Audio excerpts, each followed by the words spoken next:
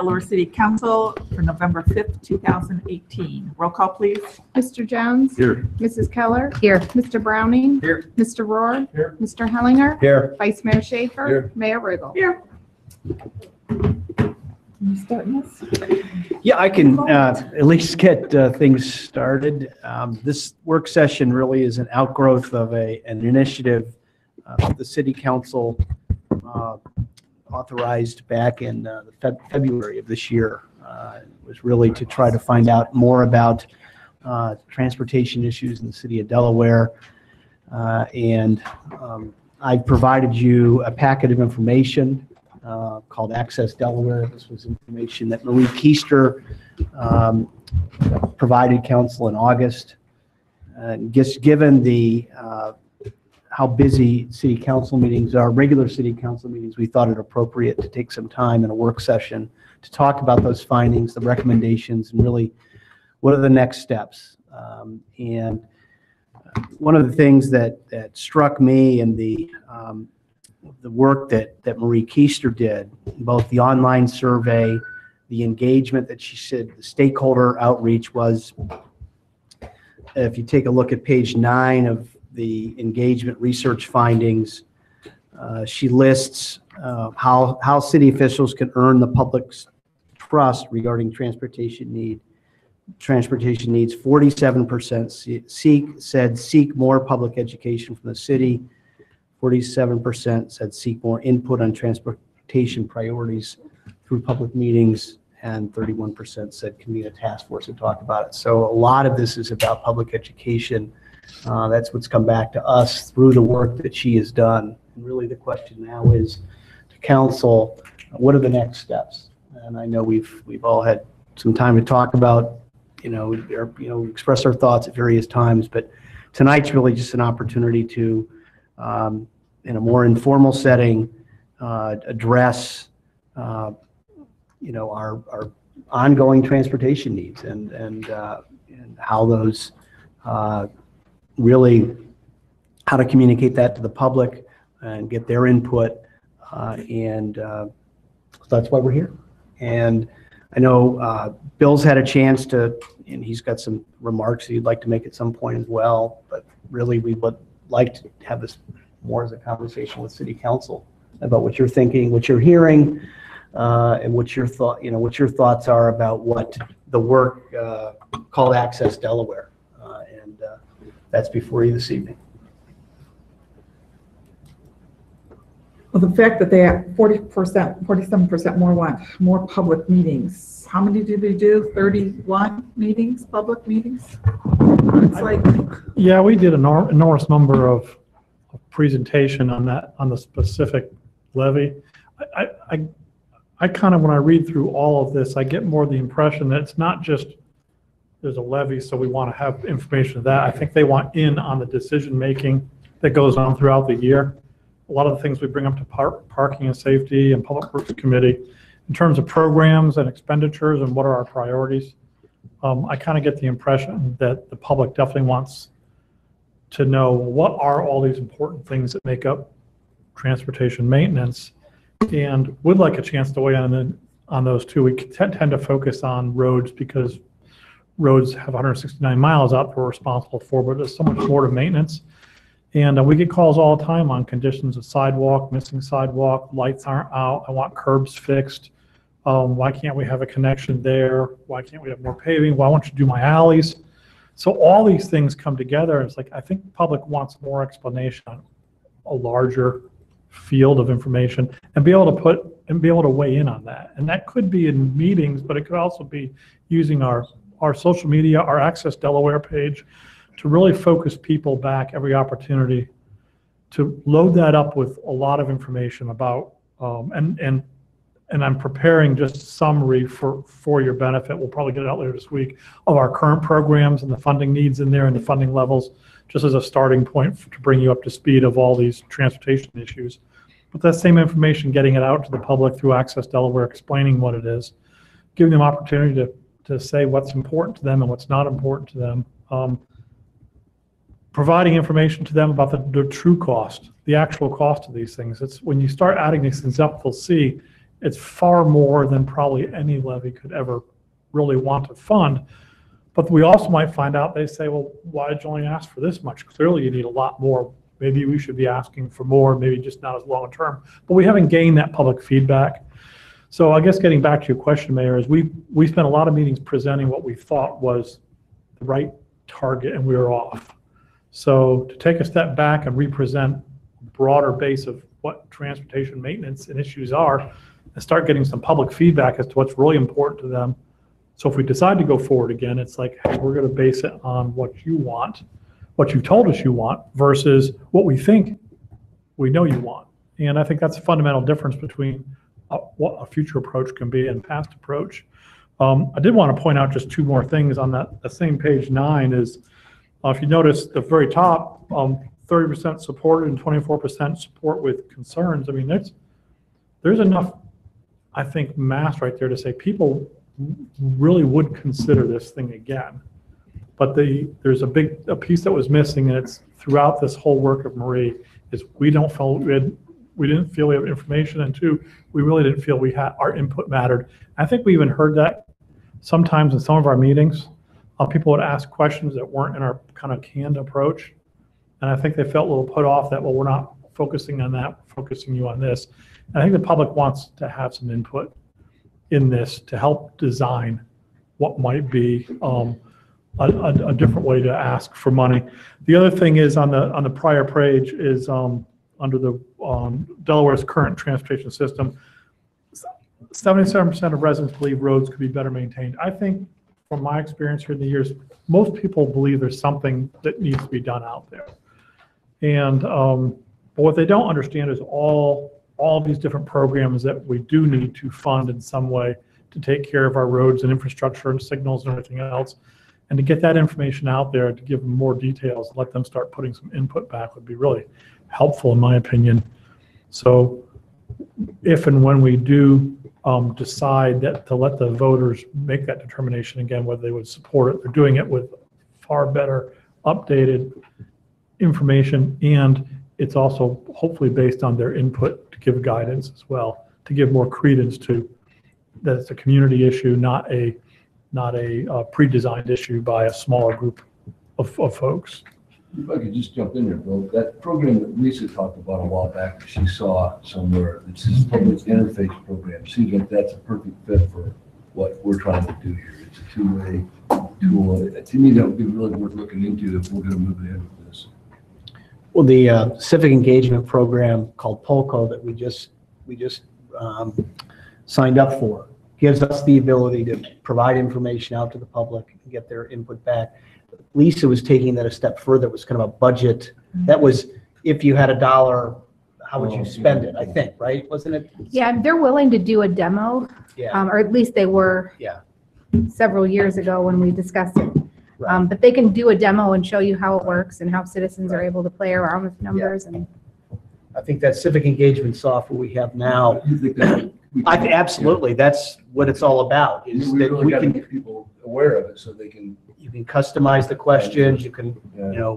attach graphs, information, and get that feedback. And it's not as, it doesn't have that same issue that Facebook might have, where you've got people commenting that But might I not think be you need to residents. advertise on Facebook that this is out there. How many people are on Access Delaware right now? How many are following it?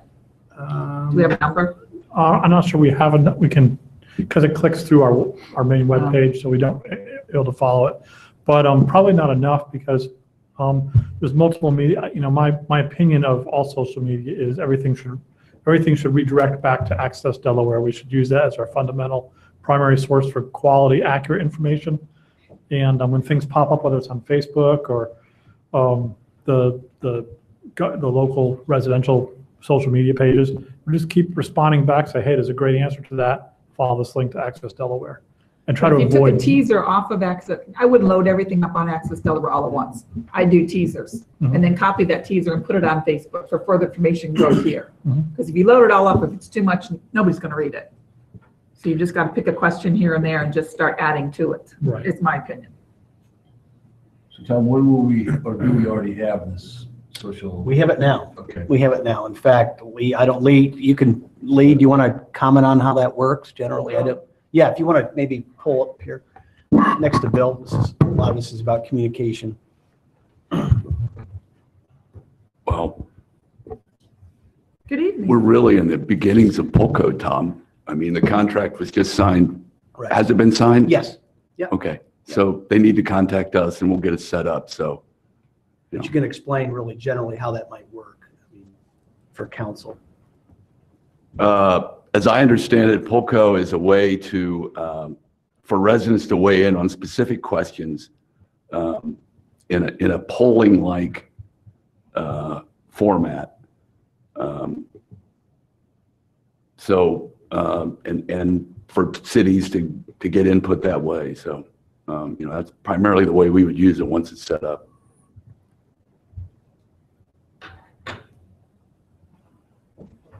So, I mean, that's the mechanism. Can That's a we means. get a demo on that? so we Sure. have an idea how that Sure. works?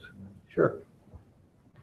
Yeah, and Yeah. to the bigger Yeah. issue, and going back to your kind of Sim City finance thing, how do you spend your money?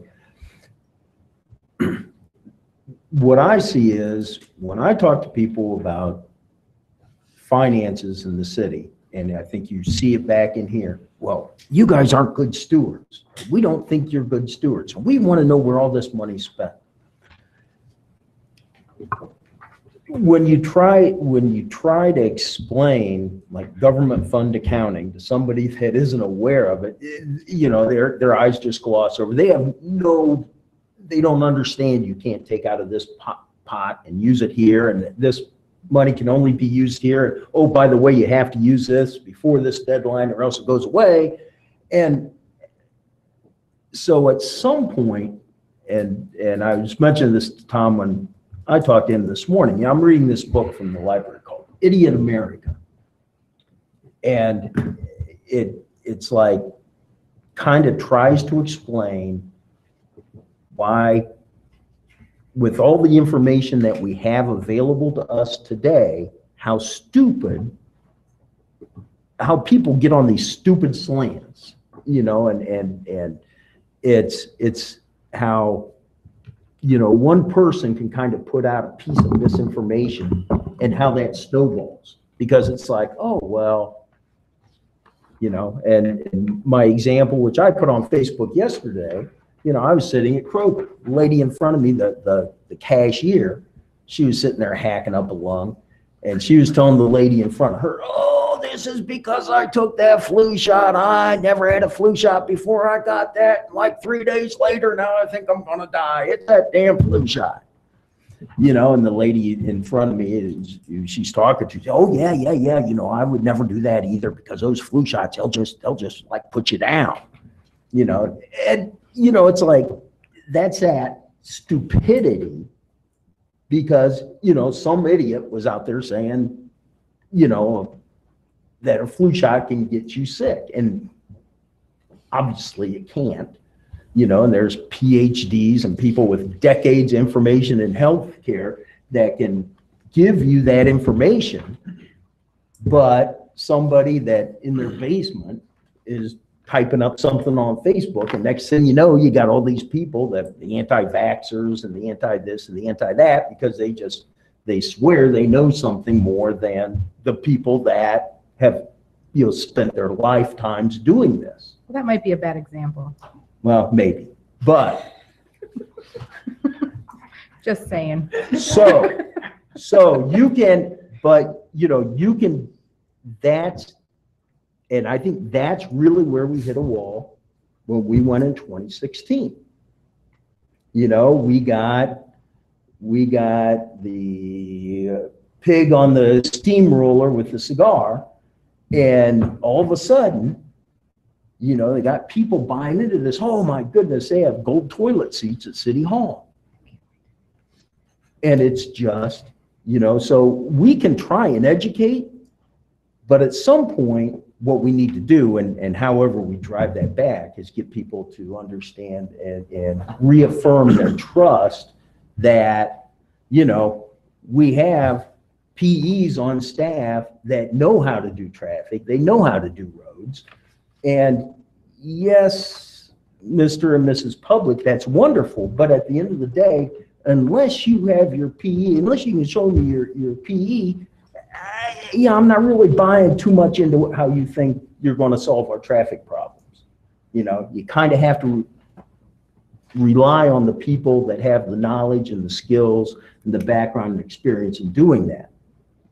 So I think that's really important, and I think we need to somehow drive back to that. And that's a much bigger social issue than, just specific to Delaware. Because people are just all over the place. They want to believe whatever it is they want to believe. And if I found 3 other people that think, that believe my way, now all of a sudden I'm validated. And then it just grows. So I don't know how we get around that, but I think having that ability to do some basic simulation like what Lisa was talking about, here you go. Because we could throw out all the information. I mean, our budget's online. How many people come to our budget meetings? Nobody comes. The people, we don't have all this. We don't have enough, we didn't get enough information. No, we gave them too much information. I mean, in my mind, I'll just throw out what I was proposing. I think we should do a 0.25%, 5 years, generate about $3.5 million a year, and say, we're going to fix East Central Avenue. We're going to spend $10 million or whatever it takes. We're going to rebuild East Central Avenue, because there's not a person in this town that doesn't think that East Central Avenue is an issue. Everyone, that's a one common coalescing point on our roads. Everybody thinks that sucks. So we say, you know what? We're not waiting for funding. We're not trying to get more funds. We may, on the backside, try and recoup some costs. But you know what? You're going to pay for this. We're going to do that. And oh, by the way, we still have $1.5 million a year left out of that 3.5, that now we can double what we're doing. But we're only going to maintain and improve our existing roads. We're not laying 1 square foot of new roadway. Because again, that's what got us the last time. We wanted to go, oh, every ward needs some special, project. When I was over there talking to people in Cotswold, they're like, no, we don't want that effing thing, because we have enough pass-through traffic now. You put that in, it's going to make my neighborhood worse, That was the problem. We came up with these projects and ranked them. People weighed in on the ones they were for and the ones they were against. But I would just throw out that one of the priorities they talk about is reducing congestion, the other one is safety. I don't think we could ignore the new infrastructure, because I think that's part of it. And then the one ranking thing on page 15, people rank that the congestion thing is being their primary concern. Well, but East Central, now, because just remember, next year, William Street gets that 3rd lane, which should release some of that flow through congestion. We rebuild East Central, do a similar thing, 3rd lane, you could do dynamic lane allocation, whatever that ultimately comes out. But now you have increased safety, you have better flow, so you might still get some of that decreased congestion. And so you're actually hitting all those, but you're saying, see, I think our problem is when we say we're going to do, at the end of this 5 years, we say East Central is beautiful, people love it, and we've repaved X miles of roads, and then we can come back, and now we've earned their trust. Then we can say, okay, now we need to build out our network, because obviously congestion is going to be a much bigger issue 5 years from now. Now we've shown what we can do. Let us go forward at whatever rate, and we can make this happen. Yeah, I don't know. That's, yeah, it's just, that's all I got. What? That's a good start. Bill, when's the next reasonable cycle that we could apply for money for Central? It's constant. State safety funds are twice a year. Track is once a year, except this most recent year they skipped a cycle. And then MORPS's every 2 years, so it'd be 2020. So to build on Councilman Hellinger's, proposal is we could begin to apply for funds this year if we want, or next year, 2019. Does that interfere with the point at all? Or? It'd be very similar. The point, we went ahead and applied for safety funds, track funds, and Morpsey federal tributable funds and received all three. The Central Avenue project is very, very similar in terms of the congestion issue, the safety accident history. So I would imagine that we would receive funding for it. So if that's just a question, we can do it at any time, and we could just as well. I mean, if we receive some federal dollars, we got to somewhat follow their protocol. So it's still a 3 or 4 year window to actually get it done. But to be able to tell the citizens, hey, we're in that process already. There's some real merit to that. I believe there's some merit to that, to what George was discussing, just as if there's one project that people would all universally buy into, now that the point and the other projects are underway, is at least smooth Central Avenue out, rebuild it, and make some congestion improvements along it. I don't want to lose sight of the other projects. The point too, obviously, will make a major eastbound improvement when it's completed. Also, the signal project that's in process too is citywide, will make some impact too. Those are the kind of things we need to use our resources in Access Delaware to really explain that. So I don't necessarily think we're dealing with an issue where our citizens are necessarily uneducated. I don't think that we're providing the information in a very user-friendly format. And we say our budgets are online, but sometimes they're difficult for us to read. And I've been through maybe 8 budgets. And sometimes I look at those and find mistakes that people who have been doing budgets for 50 years have made because of human error. They're tough to read. They're tough to get exactly right. And we expect someone who lives on, Curtis Farms Boulevard to pick that up and say, I have a complete handle on where the city is spending their money, and therefore I support the city. I think that's an unrealistic expectation. So, like George said too, there's limits and stipulations and all that on different pieces of budget that people don't really understand. right. I don't think it's so much an ignorance factor as it's partly just misinformation, partly just they don't understand the complexity of it. Sometimes I don't understand it. Right. I struggle with it myself, so. I think it's our responsibility to sit at this table and figure out how do we communicate that in a user-friendly way, in a way that's going to engage people. Because a lot of us don't even want to come to some of these meetings. I mean, I'm not surprised that we don't have a full room full of people here. I mean, there's got to be a more interesting, engaging way. Why couldn't we be out at First Friday with iPads showing people the citizen budget format and allowing them to work out suggestions and asking for feedback and being very visible and vocal that way? There are other ways to reach people besides expecting them to come into this stuffy meeting at 6:30 at night, especially in this day and age with all the technology we have. I think we need to hire someone that does this online marketing. And I think we do really a trickle campaign of how things are funded between the point, between the can opener, between 36, 37, 521, 23, who pays for what. I think we do it over a series of months that explains where this money comes from and what we're on the hook for and how much we use the state funding for different things. Okay, we're only paying 20% of this. We hit the state up for this. And I think we identify whether it's the other projects where the Pennsylvania 23, again, promoting, hey, we leveraged this, we paid this, we got you a pretty good deal. In fact, we're getting the point with someone else funding 80% of it. That's pretty good. If someone offered to build my house for 80% and I had to come up with their 20, I think I'd figure out a way to do it. So I think, I don't know if we have that expertise in-house but we hire a firm to do it and design it, and it's education. It's not a campaign. Well, it is a campaign, but it's education. It's like, folks, this is how this works, and really a graph of here's where the money comes from, here's where it goes. I agree. We set the goals and hire somebody whose expertise in this matter to put it together with the right graphics and the right this and the right that.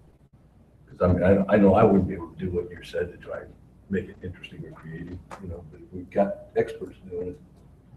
And we kind of do that ahead of this, I think. Mm-hmm. There are over 3 or 4 We do that months. anyway. you know. If we, I just may be jumping the gun a touch, but if we want to do this in May, what's the filing deadline? How's all that work? If you wanted to put something on the ballot in May of 2019, it needs to be filed by February 6th, which means you'd have to start your reading process in December, which means that doesn't give you a lot of time for seeking more input on transportation priorities, as was suggested by 47% of the respondents. But wouldn't it, if you kept it simple and you just said, you only got one project, or you have no projects, and you just say 100% of the money is going for resurfacing, maintaining and improving our existing roads, period. How much, the only customer input you're going to get back from that is, when's my cul-de-sac going to be done? It's terrible. When's this road that I'm on going to be done? And obviously that just degenerates into a, you can't satisfy anybody. So then it becomes one of, what you do is you lay out, this is how we determine, this is how we're going to maximize the value to you, our citizen taxpayer. We're going to use our pavement condition index. We're going to use traffic counts. We're going to use, whatever the other variables are. And that's how then we're going to prioritize what roads are going to get done. I was at a meeting this morning in Powell, and Powell has something on the levy tomorrow. Yeah. And I can't wait to see Yeah. what's going to happen. But the person that spoke about it again this morning, and I'm sure this is my first time back to that meeting in a while because I've been busy, but he was very vague, other than we're going to fix our roads, we need the money, this is how much it will generate, very, very vague. And then people in Powell, they're like, I've already voted for it, all of those. So it was just interesting. They didn't specify, at least he didn't, exactly what they're going to do. I didn't see a lot of their pamphlets in that. I don't know if anybody else did, but. But they spent a considerable amount of time with the citizen advisory group Uh-huh. together to look at their budget, so Right. it wasn't just the city coming up and saying we need the money. This separate independent group came up and said, and Gahanna has a little bit different approach there. It would be interesting to see what happens. Mhm. I think, to kind of argue against being in a hurry on this, there's two things that I think we need to keep in mind. One is that we're probably going to get one more shot at doing this in the near future. If we put it out there and it fails again, we're kind of in trouble. But the other thing is we spent some money having this group come in and gather this information. I don't think we can afford to ignore it and put together something that says, here's what we're going to do because we think everybody's going to agree with it before we do the public input piece. I just don't think it. I think it's like basically saying, well, we've got all this information, but we're going to go ahead and put something together anyway. Yeah. Well, I mean, and that's fine. I mean, if we had to push that back to the fall, but I would say then, I think our lack of activity on going back to the ballot reinforces the people's mindset that you don't need that money. Look, you're still, you see some of this. Well, how'd you do the point then? Because they failed to understand, and we made that fully aware that we were still pursuing funding, whether that passed or not. We thought it was big enough priority, it was going to get done. But people don't, you get this group out here, oh, well, see, they were hiding all this money. That's why I take tidbits now and then just on Facebook, on Access, Twitter, whatever you do with them. Yeah. This is how the point is being funded. Yeah. Period. This is how much our budget is. This is how much is spent on fire and police. I mean, just let them know that we don't have all that much money when Right. it comes down to the bottom. But don't do it all at once. Little bits and pieces. This is what it costs to do 1 mile of road. Yep. But not, just separate it all out. I don't care Well, if it's twice a week or whatever it's going to take. Yeah. And I still think Yeah, I love the that idea. that tool of the budget tool is huge because that really helps them see. It's like, oh, here's all this money, but oh, you can't use that. Oh, I want to take money out of the water budget to build my bypass. Oh, you can't do that. That But can if it only be says used for the, This levy will produce this dollar amount, and then the people could go on and say, this is what I want fixed. And that's all the money you have to play with. Yep. I think that will be, I think that is probably going to, if you can get people to it, I think that would be very educational, be fairly informative, because that lets people work it through themselves versus reading an example and or, just trying to visualize something. It's right there in front of them. And I think most, I don't know, at least us nerdy people who like to do math, we like to play with numbers. We like to see what happens, right? I think all these things we're talking about would be great for Lee's leadership program. That'd be great tools for his class to use. Makes it a little more digestible. Again, and also I talked to someone over at Gahanna, the city administrator, and she said everything they've had to pass, they've had to do 3 times. So I was like, okay. And she's like, this is our 3rd time on roads. I'm like, all right. So we'll hope we pass it. This is Kyle's first time, I believe. Yeah. Yeah. City Hall was 4 or 5 times, I think, wasn't it? City Hall, Yeah.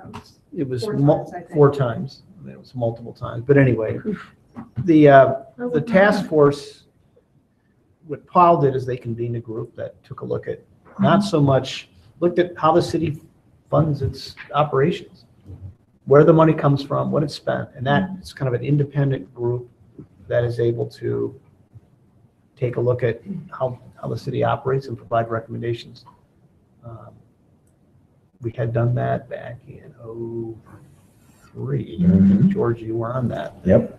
And so there's can be value to that. I mean, thinking that it's the citizen group recommendation, I think that automatically gives it more credibility. If that's the conclusion they would arrive at, that would, I think, be helpful for the message. The citizen group was tasked with looking at the city's finances and making recommendations. The citizen group recommended a levy of, I think that gives it some more credibility than city council recommends a levy. Or the citizen group comes back and says, level of service is, you got to decide if you like that level of service. And I mean, it's not necessarily, you kind of have to let them decide Right. where they're going to, what their conclusion is going to be. But if you're trying to find between $1.5 and $2.5 million annually within the city's general fund operating budget, unless you're willing to accept the trade-offs of cutting other programs and services, it's just not, that's, you're dealing with that's the challenge you're dealing with.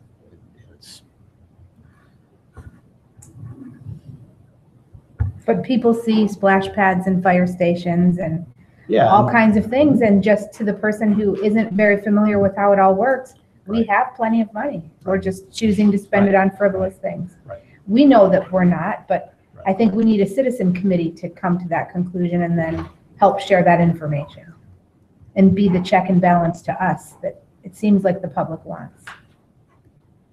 Another thing that came up in here, and we've talked about this before, is this idea of the partial income tax credit that we give. I mean, a lot of people say, well, I work outside the city.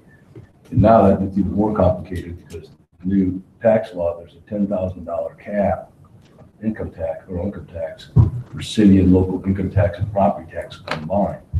So people have the ability to write off their income tax isn't as good as it used to be, which means it's another disincentive for them to want to pay more. So I think we've got to look at the whole tax piece too, The credit. Yeah, well, the credit, yeah, I mean, I just think as we think about doing this and what the piece of it's going to be, whether it's 1.5 or 2.5, the credit issue has come up before and it came up in this survey, and now it's even more complicated by the new federal tax law, which limits the amount of deductions people can get for their city and local income tax. So for a lot of people, if you combine their city and state income tax and their property tax, they're pretty close to that $10,000 cap already. Another disincentive for people to be willing to spend more.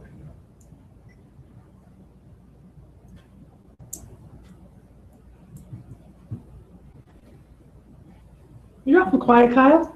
I am. Chris, thoughts? Not right now. permanency is the thing that I heard from people. Yeah. About Yeah. the It can't be fact. Yeah. permanent. And the, all those particular projects and fit in particular people's needs. Or Lexington Boulevard generated the most opposition we had for the whole thing. Because I live there. It's still important to me. I think it's very important. I mean, I don't have a good solution for that. I'm just, Yeah.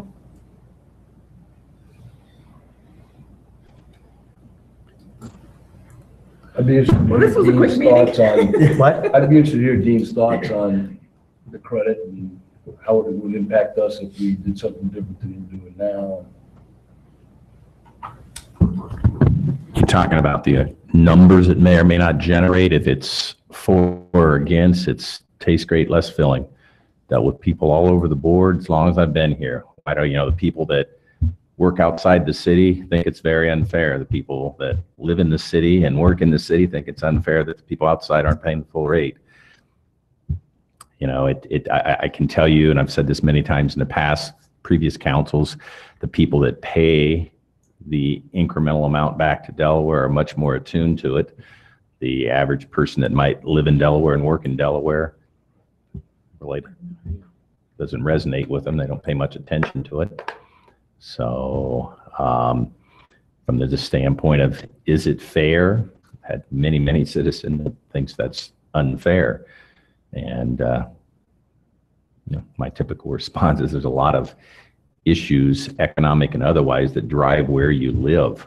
The economic realities of it is Delaware's not Hilliard, Westerville, whatever else. We don't have that spillover economic benefit from being that close to a major urban center. So we don't have the office parks and all that sort of stuff that generates a lot of revenue that people are moving there or that work there. So, the reality is we're mostly a bedroom community and becoming more and more of that every day. More and more our population grows and, our job base is not keeping pace. So, but for that, if we didn't have that credit, if we gave full credit, I can pretty reasonably speculate that our population wouldn't be 40,000, it'd be 20,000 because wouldn't be able to provide services. So what impact it may have on people voting, there's all kind of different things that some of the suburbs have done, including Gahanna now with their levy that's out there. They are bumping up slightly the credit. So, I can throw out whatever I've shared them in the past, whatever numbers, if you're looking at it, I think roughly if our credit was increased to something slightly less than 60% as opposed to 50%, it could be such that the tax increase, those that work outside the city aren't going to see an increase in their total tax they pay to the other city, tax they pay to Delaware. What impact does that have on the amount that a 0.15% increase may generate? Those numbers I can give you and share that. But like I said, I don't think it just depends on who you talk to.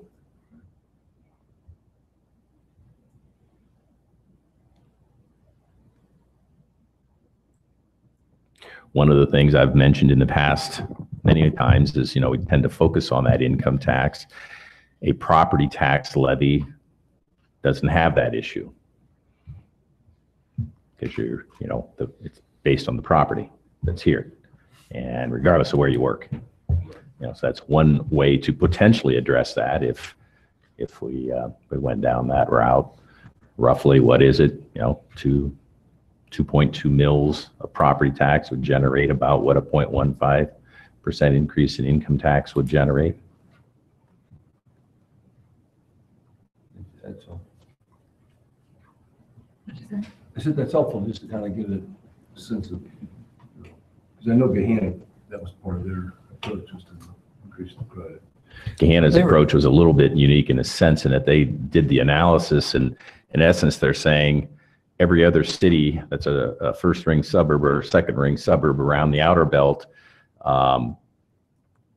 they give full credit, but they also have a much higher tax rate and we don't. So we're losing out. There are a lot of people that don't live in Gahanna but work in Gahanna.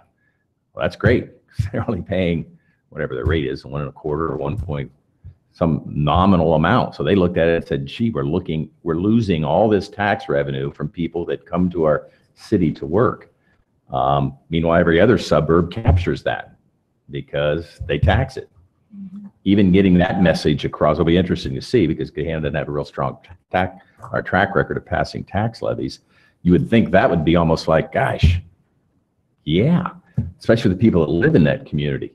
I mean, there's a reason why Columbus can get their tax rate up to 2.5% and have no problems passing it, because the vast majority of people live in Columbus don't pay it. It's people who work there. And so the numbers are a lot better. But like I said, it'll be interesting, how you communicate to people. And I think they've done a pretty big effort. They brought in people to help them communicate that and see, but it's a tough challenge. Gahanna has about 40% of their population that will pay less in taxes if they pass this. Really? Yeah, because of the tax credit. They pass the levy and they reduce the tax or increase the tax credit. Yeah. It's so they're like, how do we find those 40% of people? It was pretty remarkable. But I think their rates going up to at least probably 2%, if not more. A pretty big jump, but the bulk of the people paying that are people that work there, that live someplace else. If you live in Dublin and work in Gahanna, Dublin loves it because you're paying, I don't know what, I've got that here, 1 and maybe 1/4% to Gahanna because you work there. Let's see, 1.5. Well, they got to turn around and pay 0.5% to Dublin, even though they get full credit because the rate's lower. So those people living in Dublin are okay. Their net tax rate's still 2%, but meanwhile, Gahanna's only getting 1.5% of that. But that when you look at it, seems pretty obvious. Gosh, we need to get our rate up to 2% and give full credit. But I think they've approached it in the past. And people, like everybody said, they hear what they want to hear, and they look at it in a number of different ways, and it's tough to communicate some of that stuff. That dynamic doesn't necessarily exist here, though. And I've got any number of different pieces of information at some point if we want to roll up our sleeves and really look at those sort of background things. There are people, I've looked at it from the standpoint of our major employers, the people that work there, where do they live, and all that sort of stuff. But pretty clear we're a net exporter of people that have their jobs elsewhere, more so than what people coming to Delaware to work. But I can do the math if you want me to, and put that out there. I could come up with a number that says, what do we have to increase our tax rate to also offer perhaps full credit, and on top of that, increase our total tax collections by, pick a number, $1.5 million, $2 million a year. You can do that math. Not necessarily on the top of my head, but generally pull that out. Seems to me like there's just a lot of moving pieces to this thing, looking at timing and the scope. Is it maintenance, or is it, we include infrastructure? The two things that stand out or jump out at me are, one, the public interface pieces, making sure the public has more information, because they want to have more input. And the other one is this idea of having this citizen advisory group. So to me, if you start with that, then some of these other pieces will start falling into place as we get more information. If we're looking to make decisions about what we want to do, that just is my way of thinking, those are the things that I think are starting points. See, I'm leaning more towards put it on in May, and if it doesn't pass, then have that committee queued up and ready to go and shoot for November. But I think overall, it's got to be 5 years. I was leaning towards 0.15, and George surprised me with the 0.25. That might be a touch high, but I like the spirit. I'm not interested in supporting a levy till I hear more from the citizens about what they recommend. So I guess I look at Access Delaware as that information. What concerns me the most about Access Delaware is that about half of the people who responded already voted for the levy, and I'm not so much interested in what they think. I'm interested in what people who said no think. And I think that we just went about it wrong the first time, and the results showed us that, and I don't want to make that same mistake again. That's very complicated. Well, you'll recall that we didn't have a tremendous amount of public input that led up to ultimately council's decision to place it on the ballot. We had a lot of information from staff, needs. You'd heard it every year sitting at the budget meetings, sitting at the CIP. I think we were reasonably confident that the need was there. I think reasonably confident that it's here today, but you recall coming out of that retreat in the spring of the winter of 15 or 16, I think it was.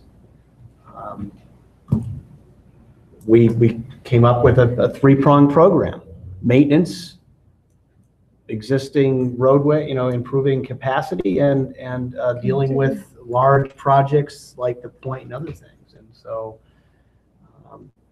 maybe taking a cue from that would be getting more of that public input before you've reached the conclusion that was reached. I think that's a good point. Rather than just throwing something out there, let's get that information so we know what we want to throw out. Because as simple as George, as you stated, it's just going to be repaving East Central, rebuilding East Central, and maintenance of our public roadways and infrastructure. It's just even that will, I think, generate questions. And I don't know. I just, given the work that Access Delaware, where 47% said they want us to seek more input on priorities.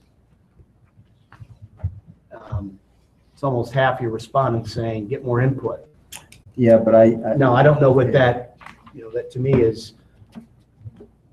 See, I think though what muddied the waters really was obviously being permanent, that torpedoed us right there. I mean, that's the one thing you hear a lot from. And then the second thing was we gave this whole list of 20 projects and we're going to prioritize them.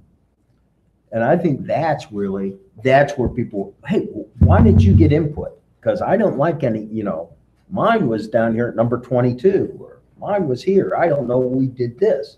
And I think if we take those things out, because now it becomes one of, it's just maintenance. It's repaving the roads. And we're not going to take, Susie, who lives on, Blendon Circle, she's not going to mandate when we're going to do her road. It's obviously based on, very explicit criteria, which we would say, this is how we're prioritizing, this is how we're getting that value. And again, I will, if you don't want to do Central, that's fine, but I don't think you'll talk to a single person in this town that says East Central Avenue is not the biggest issue as far as roads go in this town, period. I don't think you'll ever, I challenge you to find someone that says, no, we don't want to spend money and we're not willing to spend money to fix East Central. I don't think you're going to find it. I could be way off base. Cheshire Crossing. I can find that. Some people that told me they didn't care about the point. Well, I'm with Lisa. I think our next steps are public interface and then looking at putting together a citizen advisory group. But I'm not, as much as I agree we need this, I'm not in a hurry to do it. I'd rather take our time, have the input that people tell us they want to have. But I think we need to hire some experts to help us do that. We've got technology coming in now, but now what we need is the marketing people to help us get our message out. So we can tell them what we want the message to be, they'll figure out how to get it out there. Well, I think simultaneously, if you want to convene a task force, that's going to take a little bit of time. We want recommendations. You got to decide what their scope of their work is going to be. Sure. But we can start now in terms of just pushing out more information. Why the city, the myth of a bypass. I mean, if you heard, Yeah. once you heard it 100 times, the city's got to build a bypass, and why don't you just build a bypass, and that's going to take care of your problems. Right now, today, you need something that city council can point to, or I can point to say, take a look at this information, and then let's talk about a bypass. I mean, that was proposed 25 years ago. The city was a major proponent of that. We convened meetings here in Delaware for that. And ultimately, it was landowners and others saying, we don't want it. We're not going to give our land up for a bypass. Moreover, the state said we don't have the funding, and that was the other major issue. But that among so many other different things could be part of the messaging that you're talking about. So I like what Carol said, we put out a few pieces of information at once rather than a great big multi-page. I'm just gonna read that. I think the committee's I think it's a good idea. I think it would bring relevance and that sort of thing. I just, the public outreach, I was at the meeting last time and it was the same 8 people. And I'm short in this business, but I'm a cynic already. And, and I think we're going to feel this outside that committee. I think that committee could have some good thinking people that really do some good work. But outside of that, I don't think we're going to get any input.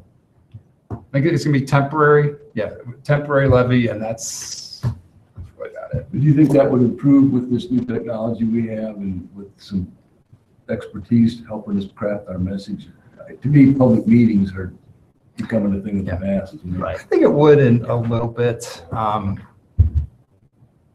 Are you saying that use those tools exclusively online? Well, maybe not exclusively, but I think the majority of the message goes out that way because people just don't come to meetings. Yeah.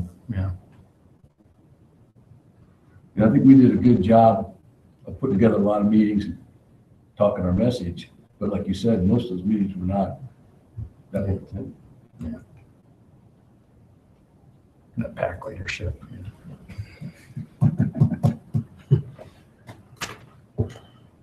So send a letter out to the alumni from the Citizens Academy. Is that what you're thinking, to see if anybody's interested?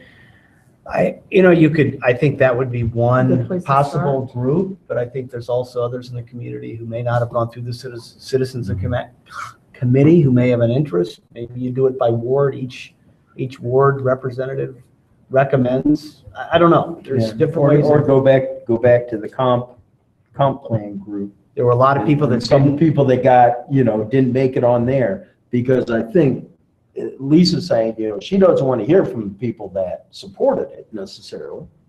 And I think that's where, and I could be wrong here, but I think that's where the majority of our support came from, those people that were educated, which are the Citizens Academy people. Because they understand. So I think They chose these thousand people. I mean, I don't know where they came from. the online survey was just online. It was just random. Just 1,000 anybody people. We have could- no right, idea Lee? who they are. Was that- And how statistically significant are the results? People do it over and over. I don't know. It's done right 1,000 people. Marty Saperstein would tell you it's not. it's not a statistically statistical significant sample. as a randomly conducted survey. Right. And that's, They didn't pick these people random? No, this was They voluntarily filled out there was an online survey. No, look at them calling people. No, they did. Lee, maybe you can review how she went about it. There were stakeholders that are identified by council members and by staff as those that would be interested in transportation. They were contacted personally. I think we reached out, we heard from 16 of the 20 that were identified. There were 30 additional taken, or 40 additional, I think, taken from the 4 wards that either that were interviewed over the phone. And then the survey was made available over a 5-week period and publicized on all of our media platforms, and we had more than 1,000 people respond.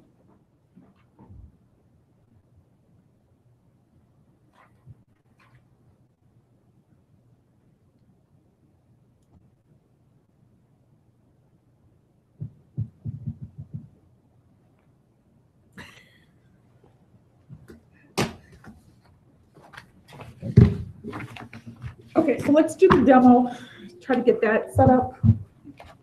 And then, So I can link you to the BOCO demo. I think what Lisa's talking about is an actual software budget, citizen budget process, which there's software out there for it. We're looking at a new enterprise resource planning platform software that might perhaps was just have that as, what you just as- signed. as- It's, the thing I'm talking about is actually called Citizen Budget. yeah, that's the actual software that you saw demoed. It's kind of like a Sim City. It had nothing to do with our ERP system. It's build a city and figure out what things cost. But there's also software that once you've gotten your budget loaded, citizens can go on and they can see how much you're spending in this area, how much you're spending in that area. But, Yeah, this one says it's an interactive platform that shows the financial impacts of participants' choices in real time, right. educating them about the trade-offs and constraints faced by their municipality. Our user-friendly and fun budget exercises creates a two-way dialogue between you and your community, providing both parties rich and detailed information. We can follow up on that you had mentioned, and that's. One of the things, reality, the information, and that might provide a tool that somebody might get a little bit of sense, but normally people can come up with their ways to, and even in doing that, you got to populate it. And, as Tom said, well, yeah, can you find $1 million? I can find $1.5 million like that in our budgets. It's a matter of choices. What do you prefer? If somebody doesn't care about recreation, eliminate the recreation cost. At some point, it can be complex trying to figure out where all the money gets spent. And I think universally people want a 3 or 4 paragraph summary with a graph. Where does the money come from and where does it go? I don't care where you go. I don't care how much money they spend. They can't generate that in governmental with all the different processes we have to do to track all this sort of thing. We tend to focus on that end. One of the things, and I'm not harping on it, but the revenues that we generate, the sheer common sense element that it says, if my neighbor makes $150,000 a year in his salary and I make $50,000 a year, am I going to be able to buy the same things that he can buy? That difficult for people to wrap their hands around. If we looked at what the tax base in Delaware is, what our rates are, and what it generates, and you look at that and you say what the tax rates are in some of these other communities and what it generates, pretty obvious that why can't we have what Westerville has, or why can't we do what they do? We've got the same population, they got twice as much revenue to allocate. I don't know, to me that seems to be straightforward, but that in and of itself doesn't necessarily mean we need to raise our taxes, but maybe that focus, something along those lines can be a little bit easier for people to wrap their hands around, because there are a lot of revenue streams that come through our books that are reimbursements. We collected $1.8 million in engineering fees last year.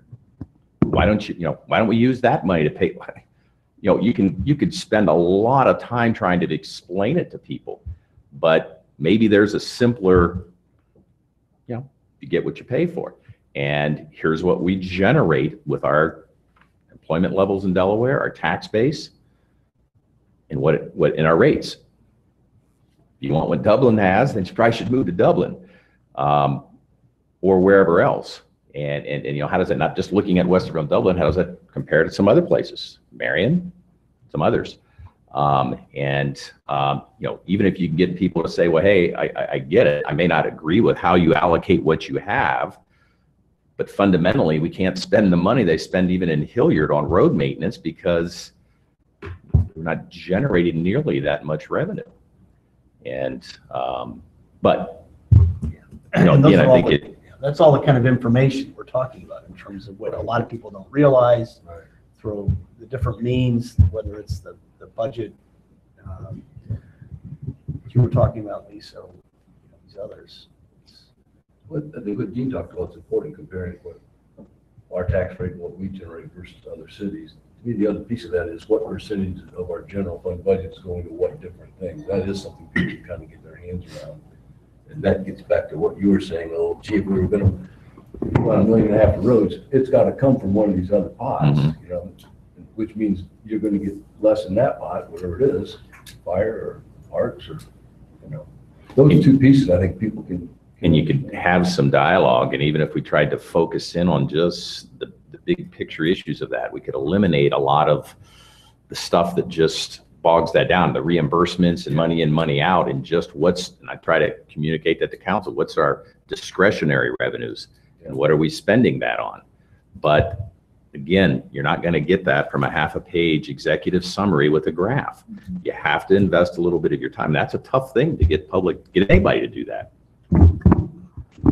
Lisa, sorry, quick question. Is that software you're talking about customizable to the city of Delaware, or is it like, hey, you just do this as a general, like, open world kind of thing? No, it's absolutely customizable. So they would come in and probably work with Bean to figure out.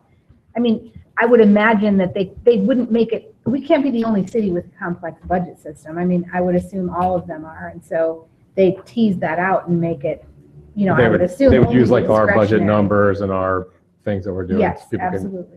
And I think that there's a lot of are. different companies that do it. That was the one that we saw at the National League of Cities Do you have conference. any idea what the annual cost on the software? Back then, I think they said it was about 10,000, but it They're not depended huge. on how much info you really wanted to Right. include. Yeah, there'll be some upfront cost because. Yeah, but they said that they would do a whole demo online that, you know, they wouldn't have to actually come here. They could do like a virtual demo for us. Maybe if we fine-tuned it enough, we wouldn't have to go through budget meetings. You Yeah. Just have council do that. You just sold us on $2,000. That's a There you go. Yeah. Should I put the budget on hold? Not delivered on the 15th next week? What I hear is public some of this is public education, some of it's some of the tools we're talking about. And I think you're also talking about some sort of a citizens task force, citizens committee that you would convene and provide what the charge would be, what you're looking for them to do. I don't know if you want to hear from somebody from Powell. They can talk about their experience. I don't know if that's an interest, but the Especially mayor. after the election. Let's wait for what happens tomorrow. See what happens tomorrow, and then we'll decide if we want to hear from them or not. And I think we want to be careful about not hand selecting each member because Yes. then we'll face the criticism that we hand selected a committee that gave us the answer that we were looking for. And, you know, I think we need to make it open so that if somebody wants to volunteer to be on this committee because they have an interest in this, that we allow a process for them to, you know, apply. And Tom, I'm in favor, I don't know if everybody else feels, of not only moving ahead with this, whatever the stuff is that we're currently getting ready to demo, but what the stuff that we. Yeah, I can follow up on that. There's a number of packages. The one you had talked about, if you send me a link, I'll take a look at it. But Polko is more just broadly citizens engagement. Right. That's if we decide to put a new park in a particular area, Right. we can reach out for that. This is what Lisa's talking about, is more specific, but that But can but be we can helpful use as the well. one, this Yeah, one too. I think yeah. we can put information out about all kinds of Yeah. things, and like, was talking about little pieces of, information, get feedback on. To me, those two things together, we can do a lot of other things. Yeah, I guess the other question I would have is, would people support hiring somebody to help us craft the message? We want to task Lee with that? Or do we- Well, hopefully we can add some capacity. Yeah.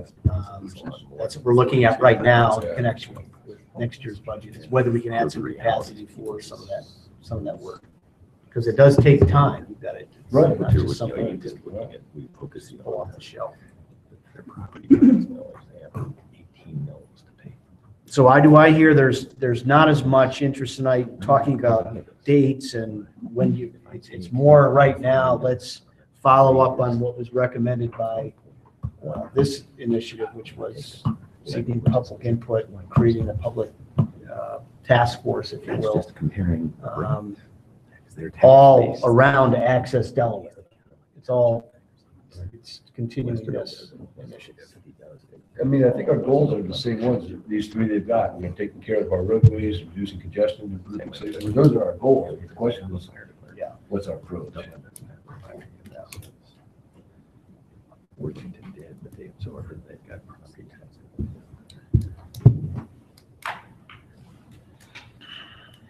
Is there any public comment tonight? Do you have anything you'd like to say? You come forward to the microphone? I think you just signed up for the committee though, I'm not sure. Brett Miles, 376 North Sandusky. Council members. Is that working? I don't know. Can you hear me though? Yep.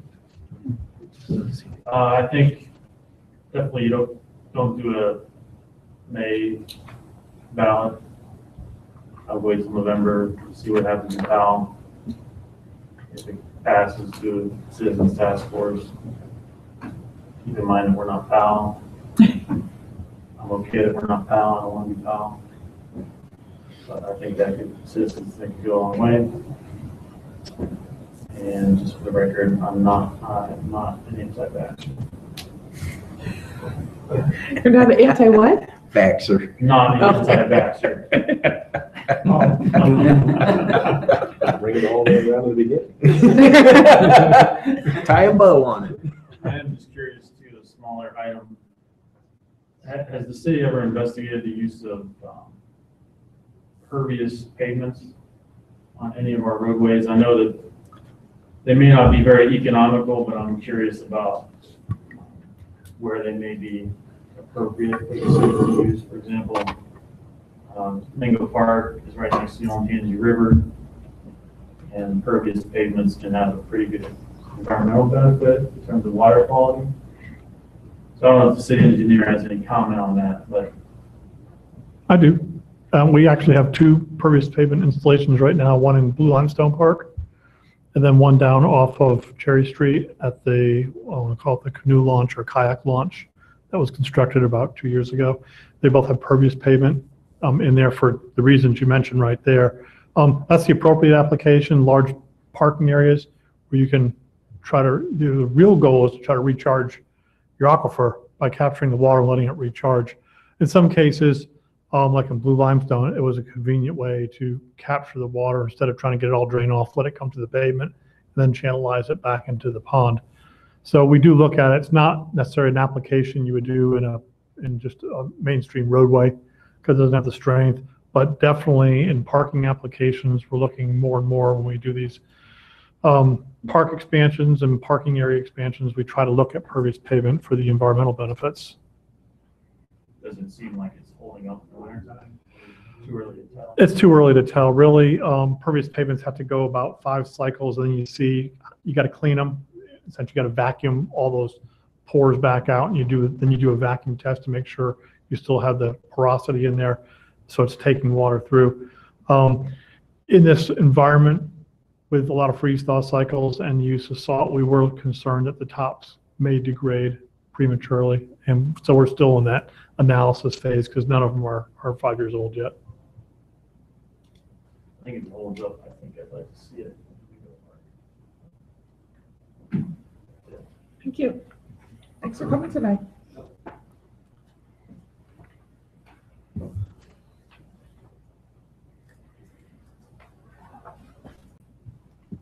Anything else? So we will come back to you with some recommendations for kind of like communications program strategy and some recommendations regarding the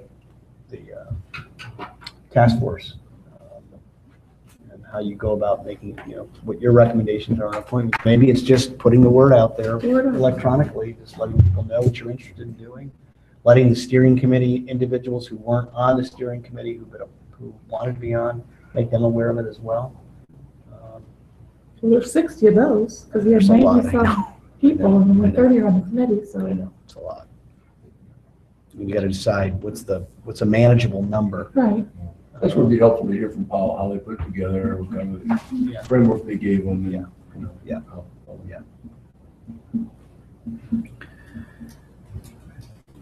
Okay, Okay. we'll report back. Probably sometime in December. Sure.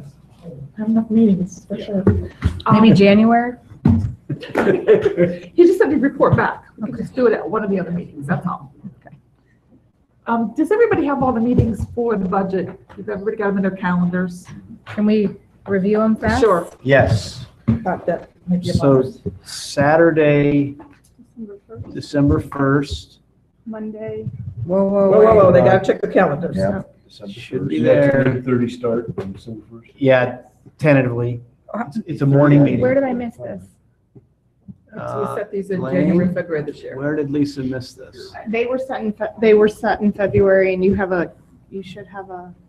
It's on my calendar. Not on yours. Are we having that here? Would be here. That's a work session. That's 8:30, I've got 9. So they- Yeah, we'll I like TBD nine on that. better. Okay, I like that better too. Yeah, it's fine. okay, all right. The last couple of years, we've done a Saturday work session. Right. It's worked out pretty well. It's 8:45 on my calendar. Yeah, we'll get Yeah, you for have it on for a mine 9 at all. o'clock start, yeah. It's not on Lisa's at all.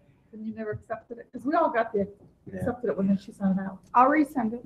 And then we have Monday, The the third. 3rd, Third, which is a. tentative 6:30. Yeah. And then we had, if necessary, Thursday, the 6th. It's 6:30. And then we have a regular city council meeting on the 10th. And that would be the second reading, I think. Well, that's the second reading, but the first reading of Yeah. December. And then the year-end meeting would be Thursday, the 20th of December.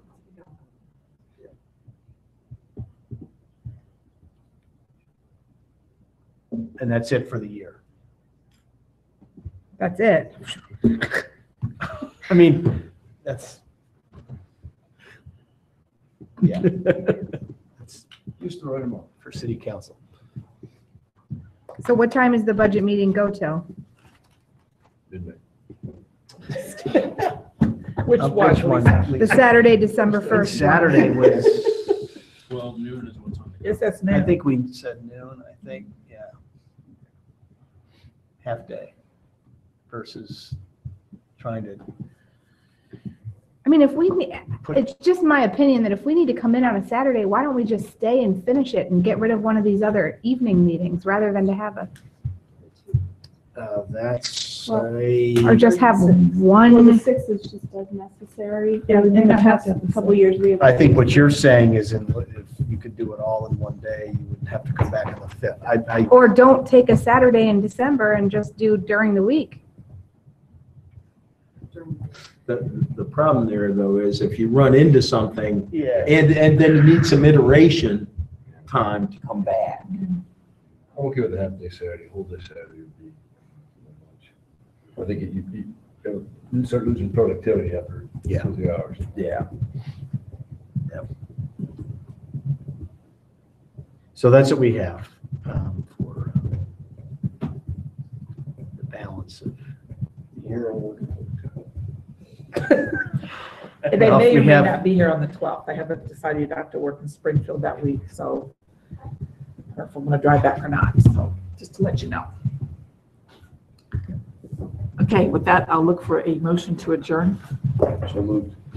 We are adjourned at 7:43. All right.